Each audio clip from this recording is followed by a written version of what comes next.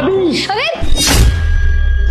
क्या है? भाभी हम आपके देवर, पहचाने नहीं आपने? तू फिर यहाँ पे आ गया? अरे तुम बाप बेटों को शर्म नहीं है क्या? तेरे बाप को और तेरे को मैंने कितना जलील करके भेजा था ना यहाँ से, तो फिर मुंह उठा करके यहीं पे पहुंच गया। अरे भाभी फिर वही पुराना बात लेके बैठ गए आप। अरे पुराना बात पे मिट्टी डालिए ना। देखिए क्या है कि भैया का बहुत याद आ रहा था हमें, तो भैया से और आपसे मिलने यहाँ पर आ गए शहर में। बस दीदार करेंगे उनका थोड़ा सा, उसके बाद चले जाएंगे। अबे ओ, तेरे को अंदर जाने को बोला क्या किसी ने? मैंने बोला कि तू ऊपर जा सकता है। हिम्मत देखो, सीधा ऊपर जाने की कोशिश कर रहा है। तुम जैसे लोगों से ना मेरे को इतनी नफरत है। गाँव का गवार देखियो जरा, हुलिया देख एक बार अपना, इतना गंदा बन करके आ रखा है। गोबर की स्मेल आती है तुम लोगों से, लेकिन फिर भी मुंह उठा करके मेरे घर में पहुंच जाते हो। भाभी क्या है ना, काम है हमारा, इतना बड़ा गौशाला संभालना पड़ता है हमें। कोई बात नहीं, हम अगली बार कभी आएंगे तो वो फुसफुस लगा के आ जाएंगे, लेकिन भैया से तो जरूर मिलके जाएंगे। क्या है, बहुत जरूरी बात बताना है उनको। अबे ओ, मेरी बात ना कान खोल करके और ध्यान से सुन ले। तुम्हारे भैया ने ही मना किया है तुम जैसे लोगों को ऊपर बिठाने के लिए। तुम्हारे भैया तुमसे नफरत करते हैं, नफरत। पर तुमसे कभी ना डायरेक्ट बोल नहीं पाए वो। शर्म आती है उनको तो जैसे को अपना भाई बोलने पे। कितनी बार तो तुम लोगों को मना कर लिया, कितनी बार तो बेइज्जत करके यहाँ से भगा दिया, लेकिन तुम इतने बेशर्म हो, फिर मुंह उठा करके यहीं पे पहुंच जाते हो। अरे भाभी वो बहुत बड़ा खुशखबरी देने आए थे आप लोगों को, बस इसलिए चले आए मिलने। सोचा कि खुशखबरी भी दे देंगे, भैया से मिल लेंगे, आपसे भी मिल लेंगे। आप गुस्सा मत होइए। अबे काय की खुशखबरी? हो गया होगा तेरी भैंस को बच्चा, है ना? इस बात की खुशखबरी लेकर के यहाँ पे पहुंच गया। तेरे को तो बहाना चाहिए यहाँ पे आने का। हमें ना तेरी कोई खुशखबरी नहीं सुननी। तू अपनी खुशखबरी अपने तक ही रख और चल निकल यहाँ से। भाभी हमको एक बात समझ में नहीं आ रहा है कि आप हम लोग को देख के इतना भड़क क्यों जाती है। अरे जब भी हम भैया से मिलने का कोशिश करते हैं, ना तो आप हमें मिलने देती है, ना ही पापा को मिलने देती है। हमको तो कुछ बात ही नहीं समझ में आता। अरे बड़े भाई हैं वो हमारे, हमको उनसे स्नेह है, मिलने का मन करता है, यही बात है बस। लेकिन आप है कि बस मिलने ही नहीं देते उनसे। और वैसे भी कौन सा यहाँ पर अब बसने आए हैं हम बस उनसे मिलेंगे, 2-4 बात करेंगे, उसके बाद चले जाएंगे। मिलने दीजिए उनसे हमें। हाँ तो क्यों मिलने दूं मैं तुमको उससे? क्योंकि तुम जैसे लोग आकर के ना अगर उसके साथ बैठोगे तो उसकी सोच भी तुम्हारी जैसी हो जाएगी, थर्ड क्लास, पिछड़ी हुई। एक मिनट भाभी। अरे पापा का फोन आ गया, इनको क्या बताएं। हेलो, प्रणाम कर रहे हैं पापा। हाँ भैया तो नहीं मिले हमसे। अरे खुशखबरी कैसे दें उनको कि उनके नाम पे 20 एकड़ जमीन हो गया है, जिसका कुल कीमत 50-60 करोड़ रुपए। यही बात बताने के लिए तो यहाँ पर आए थे। अब भाभी मिलने नहीं दे रही है और पता नहीं भैया मिलेंगे या नहीं मिलेंगे। हमको तो कुछ समझ में नहीं आ रहा हम क्या करें क्या नहीं। देखिए बाबूजी, हम ना भैया से नहीं मिलेंगे, हम आ रहे वापस गाँव। आपको जो भी करना है ना जमीन का, वो आप खुद कीजिएगा। अब जैसे पिछली बार जलील किया था ना, उससे भी बहुत ज़्यादा बुरा भला बोला है भाभी ने हमको। हम और जलील होने नहीं आएंगे यहाँ पे। हम जा रहे हैं अब। हाँ आते हैं हम, रखिए, प्रणाम कर रहे हैं, चलते हैं अभी। एक सेकंड। अभी जो तुम बात कर रहे थे खुशखबरी की, वो इस खुशखबरी की बात कर रहे थे कि तुम्हारे भैया के नाम पे 20 एकड़ जमीन होने वाली है, वो भी पूरे 40-50 करोड़ रुपए की। हाँ यही खुशखबरी देने आए थे आप लोगों को। लेकिन छोड़िए, आपको इस बात से क्या ही फर्क पड़ता है, कोई बात नहीं, जा रहे हैं हम।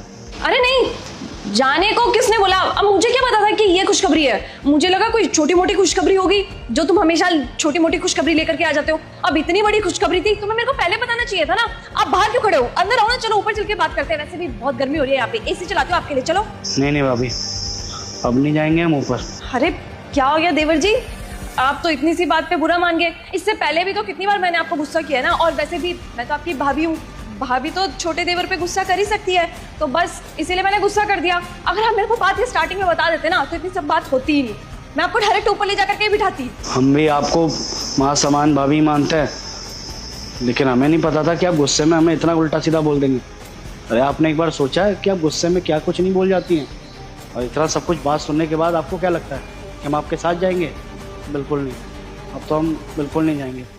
गुस्सा करने में और नफरत करने में ज़मीन आसमान का फ़र्क होता है। हम जा रहे हैं अपने घर वापस।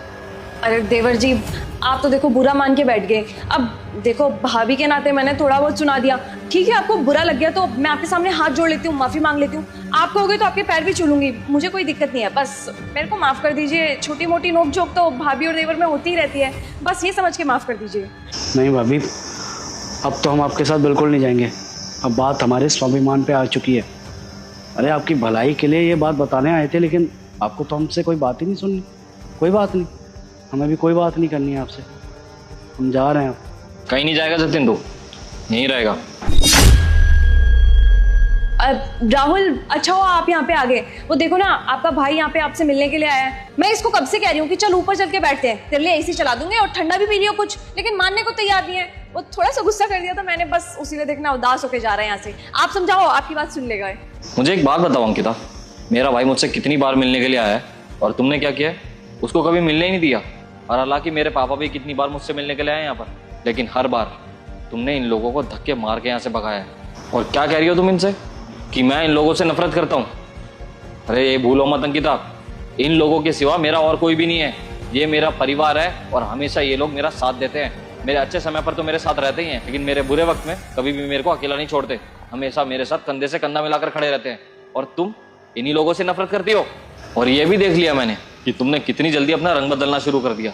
जैसे तुम्हें पता चला कि मेरे नाम पर 20 एकड़ जमीन होने वाली है जिसकी कीमत 50 से 60 करोड़ रुपए है, तो तुम्हारे तो 2 मिनट में रंग ही बदल गए। पहले तुम इसको भगा रही थी और फिर इसके सामने हाथ पैर जोड़ने लग गई कि चलो आप ऊपर चलो। आप कहीं नहीं जाएगा ये। नहीं राहुल, ऐसी बातें तो मत करो। मैं तुमसे सच में बहुत प्यार करती हूँ और हम दोनों तो एक दूसरे को कॉलेज के टाइम से जानते हैं ना।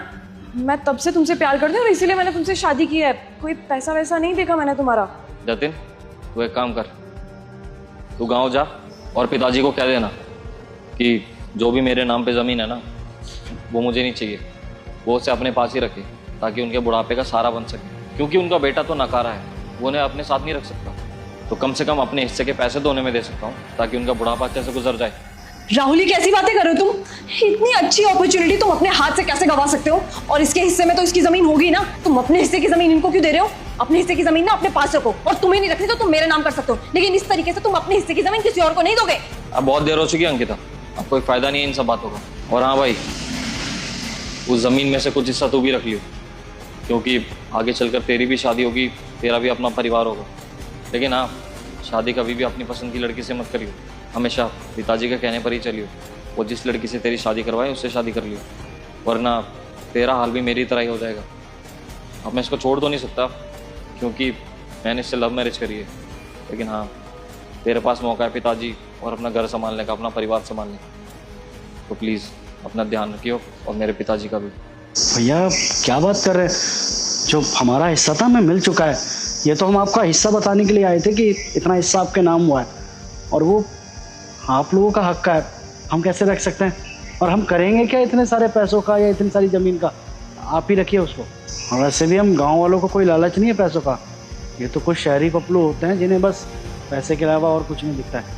आप वो पैसा रखिए, वो ज़मीन भी आप ही का है, आप रखिएगा। राहुल देखो, तुम बहुत बड़ी गलती कर रहे हो।